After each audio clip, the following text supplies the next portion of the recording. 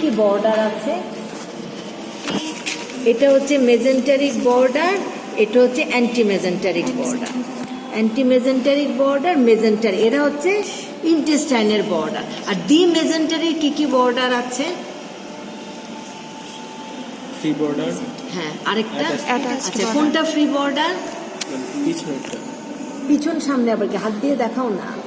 এটা free border না, এটা ম্যাডাম ফ্রি বর্ডার, এটা attach free border or intestinal border, attach border or root of the mesentery. Attach কেন? সেটা যে পোস্টো অ্যাবডোমিনাল ওয়ালে যেহেতু অ্যাটাচ থাকে। ঠিক আছে, আচ্ছা, এটা তোমার এক্সটেনশন। লিভারের সাথে কোন পার্টটা অ্যাটাচ থাকবে?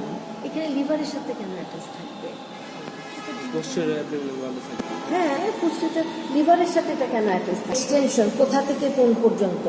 Second lumber vertebra, left side থেকে রাইট সার্কুলার জয়েন্ট পর্যন্ত। এই যে এখান থেকে এভাবে আসে, কোন কোন স্ট্রাকচারকে সে কাট করে আসে? From left to right. ঠিক, এগুলো শিখে আসবা। দি মেজেন্টারি কন্টেন্ট কি, সব জিজ্ঞেস করবো আমি। হ্যাঁ, দি মেজেন্টারি কন্টেন্ট কি? আচ্ছা, এই যে স্মল ইন্টেস্টাইনকে আর্টারি সাপ্লাই কে দিচ্ছে? যারা ওকে আর্টারি সাপ্লাই দিচ্ছে সে কার ব্রাঞ্চ? ঠিক আছে, আচ্ছা, এই স্মল ইন্টেস্টাইনের কাজ কি? জেজুনামের কাজ কি? আইলিয়ামের কাজ কি?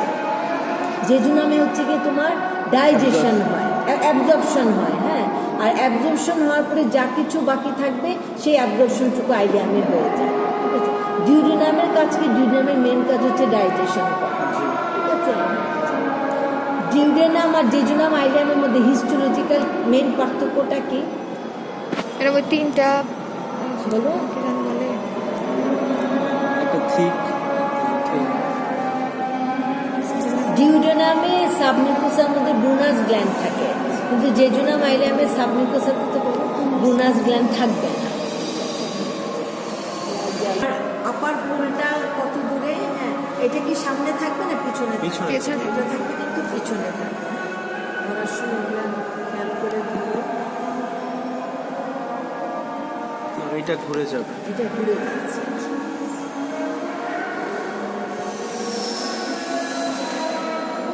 এটা তো আর পিছু সামনে চলে আসছে। হাইলাম মিডল্যান্ড থেকে কত দূরে থাকে, লোয়ার পোল কত দূরে থাকে। এখন এই যে ওর এক্সিস, ওদের স্ট্রেট না হয়ে এরকম একটু তোমার, ওর হচ্ছে কি একটা তোমার অবলিক এক্সিস। কেন সে অবলিক এক্সিসটা করে?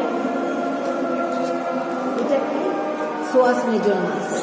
এই সোয়াস মেজর মাসেলটা অবলিকলি প্লেস থাকে। হ্যাঁ, ওর এক্সিসের সাথে ম্যাচ করে কিডনিটা কিন্তু এরকম স্ট্রেট না হয় অবলিক এক্সিস। এইটা ফার্স্ট প্রথমে কিন্তু আমি জিজ্ঞেস করবো, তখন তোমরা হাত দিয়ে বলবা এই যে সোয়াস মেজর মাসেলের এক্সিসের জন্য এটা এভাবে মেনটেন হয়ে আছে। কি কি কাভারিং আছে? 4টা কাভারিং। প্রথম ভিতর থেকে আমরা বাইরে গেলে কি হবে? রেনাল ফাসা, তারপরে পেরিনেফ্রিক ফ্যাট, প্যারানেফ্রিক ফ্যাট, রেনাল ক্যাপসুল। ঠিক আছে, হ্যাঁ, আচ্ছা, এই 4টা কাভারিং। সামনে থেকে পেছনে কি বা পেছন থেকে সামনে কি, এটা শিখবে। এই যে রেনাল সাইনাস কাকে বলে? হাইলাম দিয়ে ভিতরে গেলে একটা স্পেসটাকে বলা হয় রেনাল সাইনাস। এটা কি? Cortex medulla. হ্যাঁ, একটা রেনাল লোব কতটুকু জায়গা? একটা রেনাল লোব, একটা পিরামিডের উপরে যে কর্টিক্যাল আর্চ, 2টা পিরামিডের মাঝখানে কর্টেক্সের পোর্শনটাকে কি বলা হয়? Renal column. রেনাল কলামও কিন্তু রেনাল কর্টেক্সের পার্ট। হ্যাঁ, তাহলে রেনাল সাবস্টেন্স হচ্ছে কি তোমার রেনাল পিরামিড, হ্যাঁ, যেটা হচ্ছে গিয়ে মেডুলা, আর বাইরের উপরের জায়গাটা 2টা মেডুলার মাঝখানে রেনাল কলাম, উপর হচ্ছে গিয়ে কর্টিক্যাল আর্চ। এই সবটুকু মিলেই কিন্তু কর্টেক্স। তাহলে একটা রেনাল লোব হচ্ছে একটা পিরামিড, তার উপরে কর্টিক্যাল আর্চ, আর এই পাশে রেনাল কলামের হাফ। কারণ এই হাফ এই রেনাল তোমার লোব তৈরিতে চলে যাবে, এই হাফ এই রেনাল লোব তৈরিতে চলে যাবে।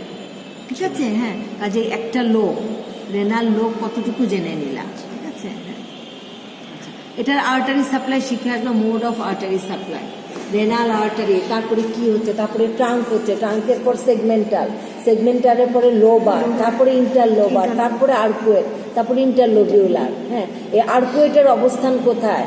লোবারের অবস্থান কোথায়, ইন্টারলোবিউলারের অবস্থান কোথায়, এইসব আমি জিজ্ঞেস করবো। ঠিক আছে? আচ্ছা, কিডনি মোটামুটি এই গেল।